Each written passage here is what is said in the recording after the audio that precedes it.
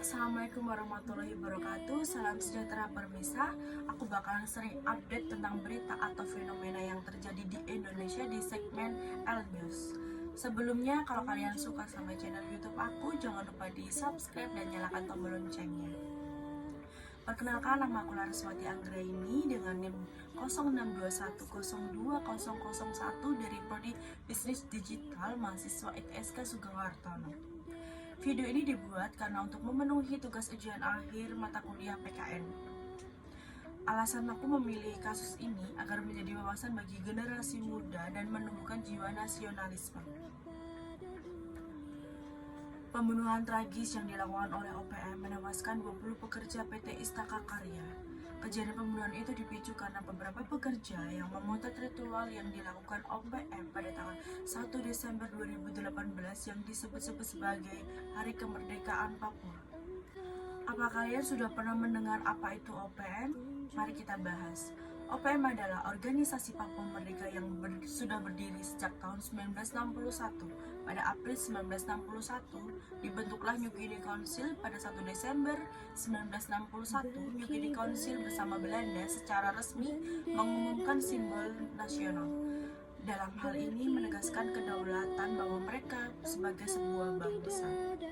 Indonesia yang merasa memiliki hak atas seluruh wilayah bekas jajahan Belanda di Hindia Belanda akhirnya bereaksi, dan hal ini mendorong terjadinya infiltrasi militer di Indonesia ke Papua.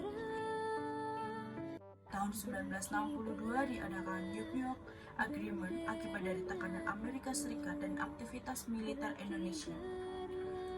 Perjanjian itu membuat otoritas di New Guinea Barat dipindahkan ke United Temporary Executive Authority atau UNTEA. Pada tahun 1963, setelah otoritas dilimpahkan dari UNTEA ke Indonesia, dan Indonesia berusaha mengintegrasikan Papua secara keseluruhan ke dalam Negara Kesatuan Republik Indonesia atau NKRI melalui Dekret Presiden Nomor 8 dan 11 tahun 1963. Kebijakan itu membuat HA dan aktivitas politik masyarakat Papua berada dalam kontrol penuh pemerintah Indonesia.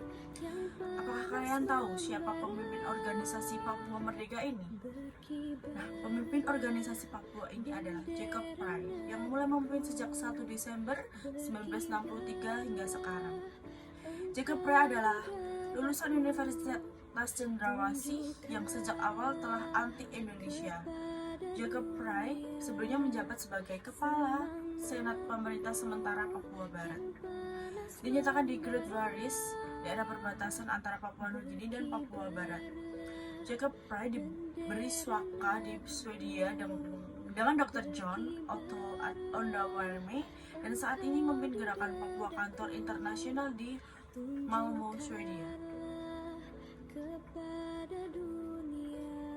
Organisasi Papua Merdeka atau biasa disebut OPM adalah sebuah organisasi separatis teroris yang berdiri sejak 1963. Mungkin masih ada yang asing dengan kata separatis teroris. Separatis teroris di sini adalah merupakan salah satu ancaman bagi keutuhan suatu negara. Sejak berdirinya OPM telah terjadi banyak kekacauan di provinsi Papua dan Papua Barat, yang saat ini di Indonesia yang sebelumnya terkenal dengan Irian Jaya, yang ingin memisahkan diri dari Indonesia. Gerakan yang biasa disebut KKB, KKSB, dan KSTP, singkatan dari kelompok kriminal bersenjata, kelompok kriminal separatis bersenjata, dan kelompok separatis teroris Papua. Organisasi ini berdiri dengan tujuan mewujudkan kekacauan bagi provinsi tersebut yang berarti pengkhianatan, di mana gerakan OPM menghendaki berdirinya suatu negara Papua yang merdeka, yang terlepas dari negara kesatuan Indonesia. Rakyat Papua ingin mengatur negaranya sendiri secara berdaulat, baik keluar maupun ke dalam, terlepas dari NKRI. Pada tahun 2018, OPM telah melakukan tindakan teroris terhadap pekerja-pekerja pembangunan Trans Papua. Tepatnya insiden penembakan itu terjadi di Kabupaten Duga. Minggu 2 Desember 2018, ketika di Jakarta dan berbagai berbagai wilayah lain di Indonesia berlangsung reuni 212 yang memunculkan berbagai polemik politik. Berawal dari 1 Desember ketika 28 pekerja PT Istaka Karya yang mengerjakan pembangunan jembatan Yigi di Kabupaten Duga diliburkan karena pada hari itu ada acara peringatan 1 Desember karena oleh kalangan tertentu dirayakan sebagai hari kemerdekaan Papua. Menurut juru bicara Kodam Cendrawasih Muhammad Aidi, sejumlah karyawan melakukan pemotretan acara itu yang ditanggapi curiga oleh organisasi Papua. Kemudian sekitar 50 orang mendatangi kamp PT Istaka Karya dan dengan todongan senjata mereka mengikat tangan seluruh pekerja. Lalu mereka menggiring para pekerja keluar dan berjalan menuju Kali Karunggangi. Dan mereka semua ditembaki, sebagian meninggal di tempat dan sebagian pura-pura mati terkapar. Orang-orang bersenjata itu melanjutkan perjalanan menuju Bukit Puncak Kabu. Lalu 11 orang pekerja yang pura-pura mati berusaha melarikan diri namun dikejar oleh OPM. 5 orang berhasil kabur dan kemudian melarikan diri. Lalu kelompok bersenjata itu kemudian juga menyerang sebuah pos tentara dan menewaskan seorang prajurit. Berdasarkan laporan dari polisi dan tentara, ada 20 laki-laki meninggal dunia termasuk 19 pekerja dan 1 orang tentara.